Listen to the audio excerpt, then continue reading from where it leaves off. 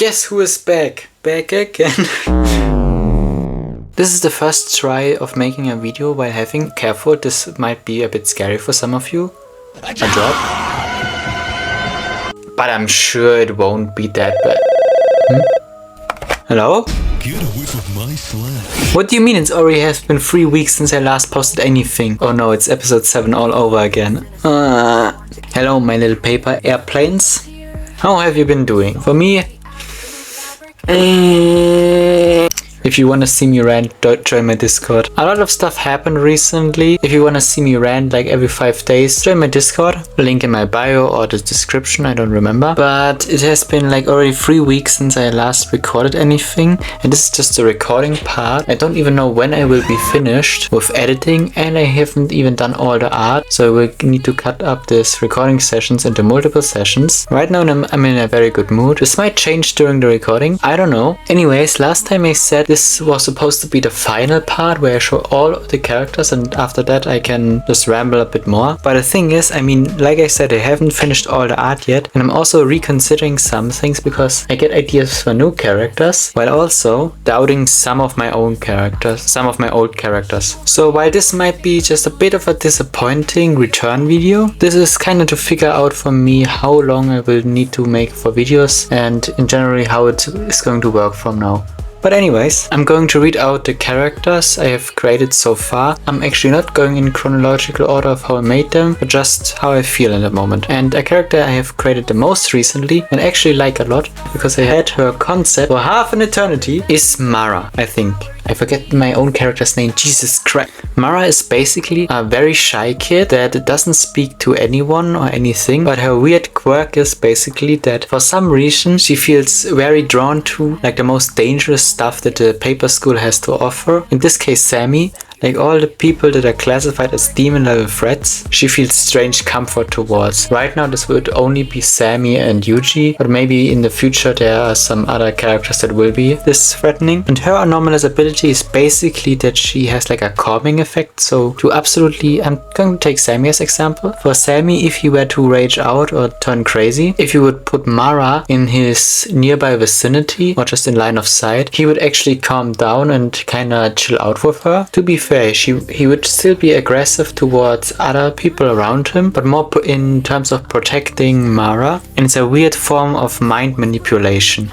This would be great, of course, to pacify the most dangerous stuff the school has to offer, but it has one little small downside of just making whatever she's pacifying way stronger. Like, for example, I've written an experiment that happened basically between Sammy and Mara for the first time, and I maybe dubbed that one as a little audiobook at one time, but basically it was, they were put into a room and we looked over 24 hours what happens. And stuff that happened, I think at the 16-hour mark, I don't remember, I have not my script by me, but one of the guards that was stationed outside the room, just by standing somewhere near, he got nose bleeds and basically started hearing whispers in his ears, even though there was nothing there. The lights flickered and stuff like that, and after 24 hours they were already like breaking up the experiment just because of how strong Sammy was getting. He wasn't actually in combat or anything, but just his mere presence was like breaking the facility around him, meaning if other people that are actually dangerous, for example Yuji, were to get close to Mara, this would be like a serious threat, which I don't know, I just kind of like the concept of having this awkward kid that is somehow really strong but also not at all. But anyways,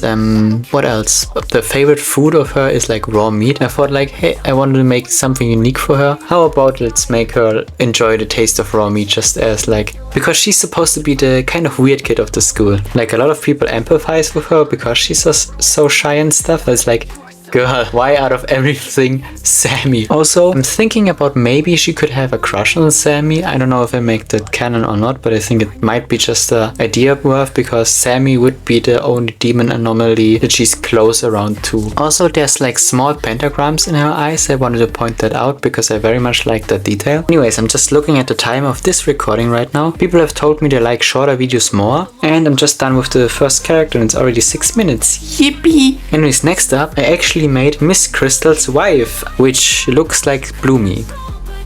She's called Blooma. Okay, hear me out for a second. I originally didn't wanted to copy the other two main teachers. I copied Miss Crystal in the beginning when it still was an FPEAU. Now it's not FPEAU, so I decided, hey, I wouldn't make like custom versions of those characters because I kind of want to distance myself from that. But I made another character that will come up after this one that just coincidentally just looked like N.O.V.A. And I thought like, okay, I already have the other two. Basically, let's just make the 3 main cast and whatever. And I mean, even though I don't want to rely on FP anymore. Oh my god, I'm trading off.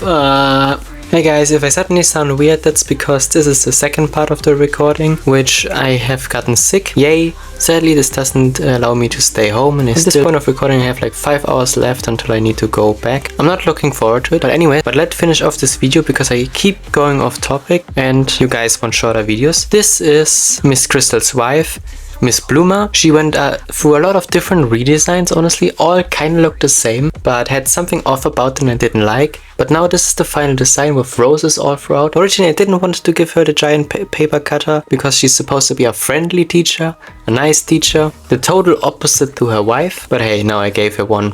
The lore explanation is just because, I don't know.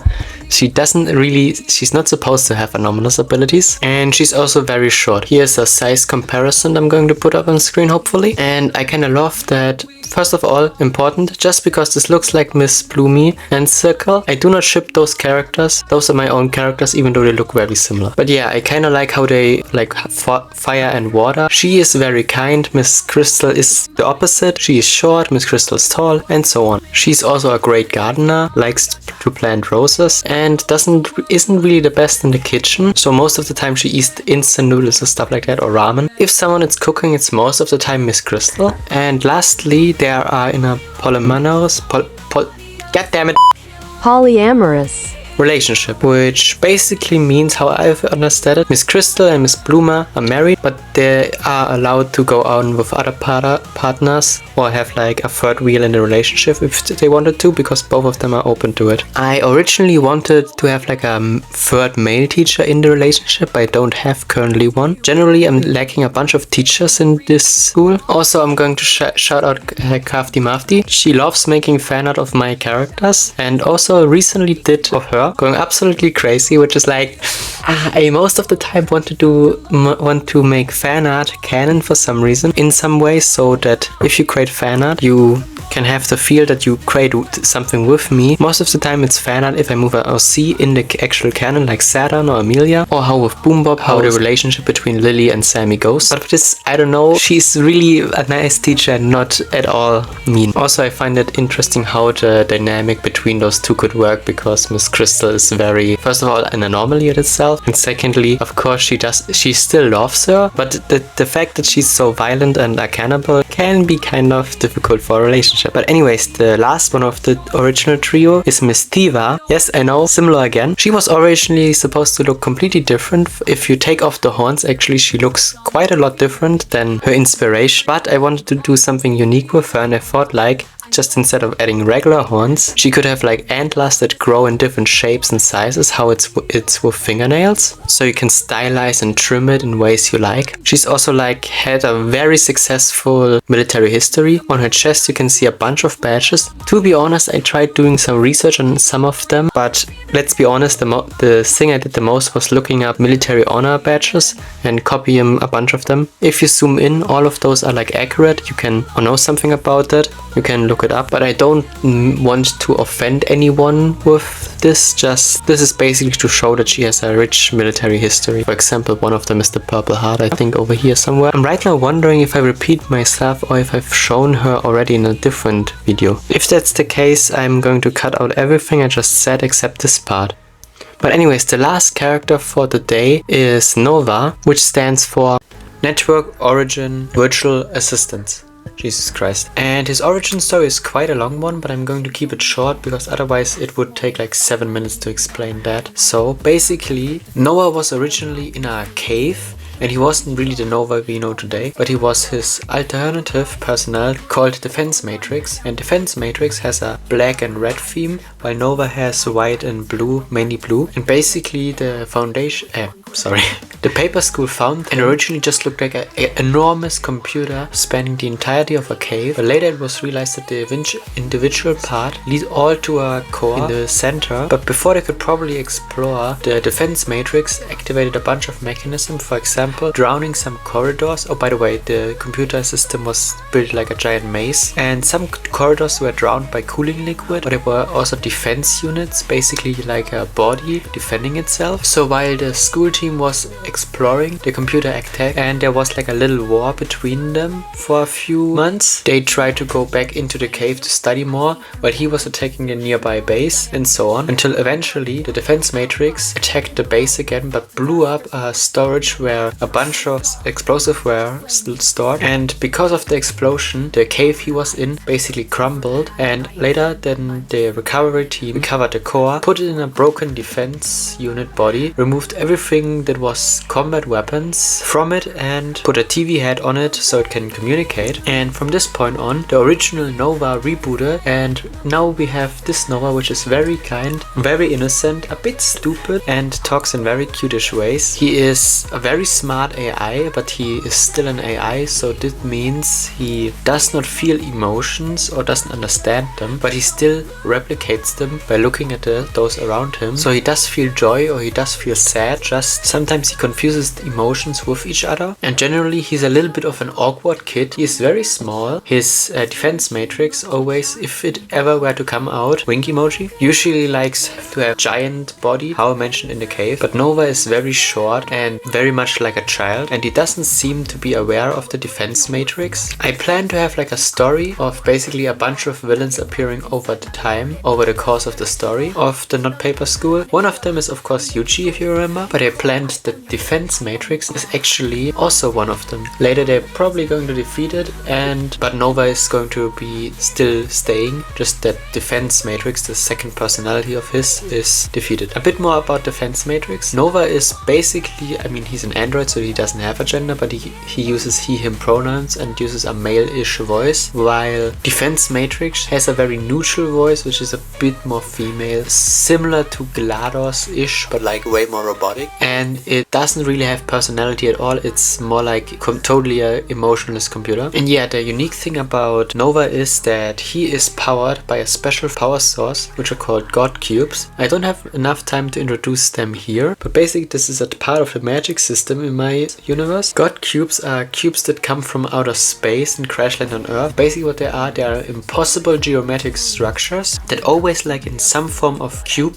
form, but like you physically can not reconstruct them because it shouldn't be possible. And those cubes are filled with like giant gigatons of energy. And basically N.O.V.A has as his battery has a very small cube as his energy source, but this small cube can already power like a ginormous city for years. But yeah, I don't wanna talk too much about it. This isn't like the final character, as I said in the beginning. I still do plan to add a few teachers and maybe 1 or 2 more students. And of course I need to add the villains, but the main cast of characters I wanted is done. And now I can actually do like comics and stuff like that, or like I said, like audiobooks and stuff. I'm still unsure about the audiobook idea because a big principle I abide by is show, don't tell. The problem with me, I have difficulty showing my story because I don't have the resources or the time to do so. So I often have to tell about it like I'm doing right here. This is why I think this isn't the best content. But I think if it's in like an audiobook experience, it's still a show, don't tell. As like, it's still an experience and not just me explaining something. I think of it similar to my analog horror series or like analog horror in general. Most of them is like, you don't actually see what happened, but it's very strongly implied and you make up your own images in your head, and it's assisted through like visual guidance and very small soft animations that just resemble what you are supposed to imagine, and also audio cues of course, so that basically your mind can create the story which the creator couldn't in the moment. But yeah, this concludes this video. I really don't want to beat around the bush anymore because I don't have much more time to record. Again, this is the 3rd or 4th recording session. I have to go in like an hour again. Still not excited at all.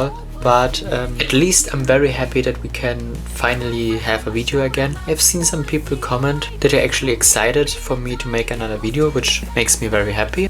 This video probably won't have an end card as I will be posting it away from home. But you should already see a bunch of fan art on the screen. Because it took me so long to make a video again, it should be quite a long segment, but I'm not sure. I kinda wanted to point out the latest one at the date of recording, which is from this amazing artist. It's a drawing of Miss Crystal I really like, and I'm close with them, but I don't want to pronounce the name because my brain keeps thinking it's Mr. Krabs, and I kind of think it's funnier that way, but of course I know it's not the real name. But anyways, I don't have a funny joke right now or a teaser for the next video. I have a few ideas for the next video, but I don't know which one I will do first, so I kind of just have to wish you a great day and remember to drink water.